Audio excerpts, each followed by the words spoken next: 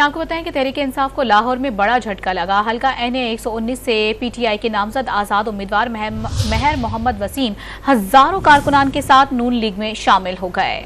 मरियम नवाज से मुलाकात में हिमायत का ऐलान कर दिया। मरियम नवाज का कहना है कि अगले 5 साल आवाम की खिदमत का एजेंडा बना चुके।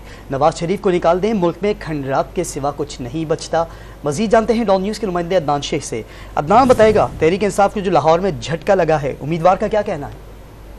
बिल्कुल, कौमी असम्बली के लाहौर से हल्का NA 119 में मुस्लिम नून के लिए बड़ा ब्रेक थ्रू हुआ है और पीटीआई के कौमी और सूबाई असम्बली के उम्मीदवार और हामी नून लीग के हक में दस्तबरदार हो गए हैं और पीटीआई के टिकट होल्डर महर मोहम्मद वसीम ने अपने हजारों कारकुनान समेत नून लीग में शमूलियत इख्तियार की। और महर मोहम्मद वसीम ने साथी समेत न सिर्फ मुलाकात की है मरियम नवाज से, बल्कि इस मौके पर परवेज रशीद, मरियम औरंगजेब, अली परवेज मलिक, ख्वाजा इमरान नजीर समेत दीगर जो रहनुमा थे वो उस वक्त मौजूद थे। और PP और NA 119 के चेयरमैन, वाइस चेयरमैन, ज़कात कमेटी के चेयरमैन, पार्टी हज़ार और सैकड़ों साथी जो है नून लीग में शामिल हुए हैं। जबकि एक तकरीब का एहतमाम किया था। इस तकरीब से खिताब करते हुए मरियम नवाज का ये कहना था कि 2018 से 2022 तक नाअहली का असर पूरे पाकिस्तान में देखा और गुस्सा है और घरों में गैस नहीं है। सियासी मुखालिफिन को रुलाने के लिए जो है वो झूठे केसेस बनाए गए। उनका ये कहना था कि नवाज शरीफ 8 फरवरी को इख्तियार में आएंगे और मुल्क को तरक्की खुशहाली की राह पर गामजन करेंगे। जी अदनान, बहुत शुक्रिया आपका।